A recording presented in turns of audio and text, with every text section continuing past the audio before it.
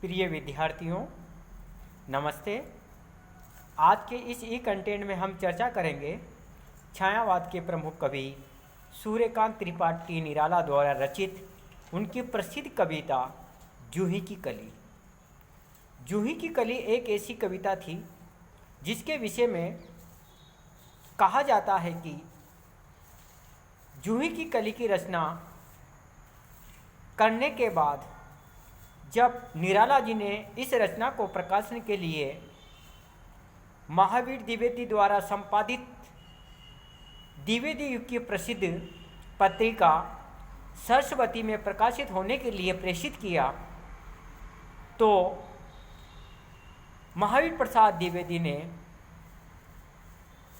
नग्न सौंदर्य एवं अत्यधिक आलंकारिकता एवं मर्यादा रहित मान करके इस कविता को अपनी पत्रिका में प्रकाशित करने से इनकार कर दिया था। लेकिन ये कविता बाद में जन जन का कंठहार बन गई।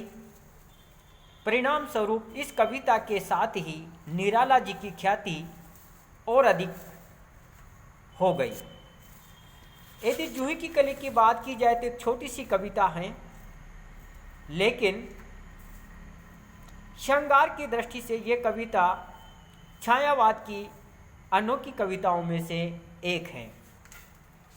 जिस सूर्यकांत त्रिपाठी निराला जी ने जूही की कली की रचना का प्रारंभ करते हुए लिखा है कि विजन वन वलरी पर सोती थी सुहाग भरी, सने स्वप्न मग्न अमल कोमल तनु तरुई वी जूही की कली। द्रगबंद किए शिथिल पत्रांक में वासंती निशा थी, विरह विदुर प्रिया संग छोड़, किसी दूर देश में था पवल जिसे कहते हैं मलयानील। यह पद्यांश सूर्यकांत त्रिपाठी निराला द्वारा रचित परिमल संग्रह में संकलित जूही की कली कविता से लिया गया है। इसमें जूही की कली पर कवि ने नायिका का आरोप किया है। मानवीकरण शैली में कवि निराला कहते हैं कि विजन वन वलरी पर, विजन अर्थात निर्जन, निर्जन एकांत वन में लता रूपी सैया पर, विजन वन वलरी पर सोती थी सुहाग भरी, सने स्वप्न मग्न अमल कोमल तनु तरुवी जूही की कली। निर्जन एकांत वन में लता रूपी सैया पर युवती रूपी जूही की कली सोई हुई थी। उस समय द्रग्ध बंद किए शिथिल पत्रांक में वासंती निशा थी।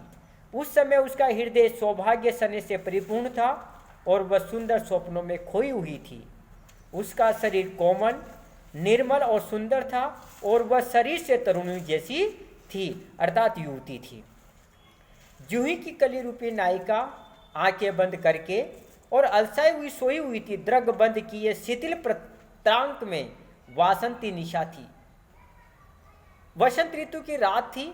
विरह विदुर प्रिया संग छोड़, उसका प्रेमी पवन रूपी नायक उसे विरह व्यतीत दशा में छोड़ करके किसी दूर देश में चला गया था। विरह विदुर प्रिया संग छोड़, किसी दूर देश में था पवन जिसे कहते हैं मलयानील। जूही की कली रूपी नायिका के उस प्रवासी प्रियतम को लोग सुगंधित हवा या मल्या नील अर्थात मल्य पवन से चलने वाली पवन कहते हैं। यहाँ पर कवि ने जूही की कली पर नायिका का आरोप किया है। इसमें जूही की कली पर तरुणी नायिका का आरोप किया गया है। तदनुसार प्रकृति का भावपूर्ण श्रृंगार चित्रण कवि ने यहाँ पर किया है। छायावादी काव्य शैली के अनुसार रूपक एवं मानवीकरण का प्रयोग अत्यंत आकर्षण हुआ है।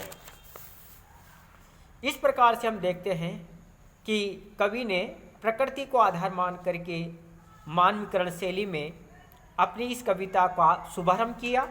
आगे कवि लिखते हैं कि आई याद बिछुड़न से मिलन की वह मधुर बात, आई याद चांदनी की धुली हुई आधी रात, आई याद कांता की कमित कमनीय गात, फिर क्या पवन उपवन सर सरित गहन गिरी कानन, कुंज लता पुंजों को पार कर पहुंचा जहां उसने की केली कली खिली साथ।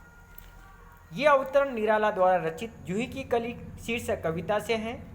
इसमें प्रवासी प्रियतम पवन के आने का और प्रियतमा से समागम करने का श्रृंगारिक चित्रण अर्थात संयोग श्रृंगारपूर्ण वर्णन कवि ने इस पद्यांश में किया है। कवि वर्णन करता हुआ कहता है कि आई याद बिछुड़न से मिलन की वह मधुर बात, कि जब उस पवन रूपी प्रियतम को अपनी प्रियतमा से बिछुड़ने का स्मरण हुआ और पिछले मधुर मिलन की बातें याद आई।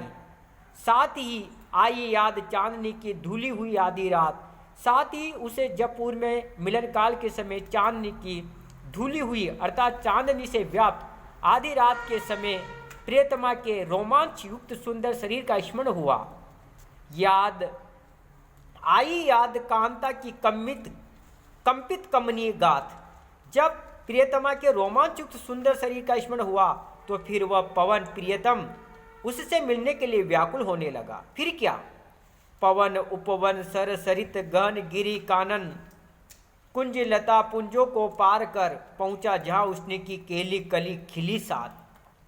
इसके बाद तो वह उपवनों, सरोवरों, नदियों, गहन गिरी, घने वनों और पर्वतों तथा कानन तथा कुंज लताओं को पार करता हुआ अपनी प्रियतमा के पास पहुंच गया। पहुंचा जा उसने की केली तथा उससे सरस रति क्रीड़ा करने लगा। पहुंचा जा उसने की केली कली खिली साथ और वह रति क्रीड़ा करने लगा। प्रवासी प्रियतम के आने से वह जूही की कली रूपी नायिका भी अत्यधिक खिल गई अर्थात प्रसन्न हुई और उसके साथ क्रीड़ा करने लगी।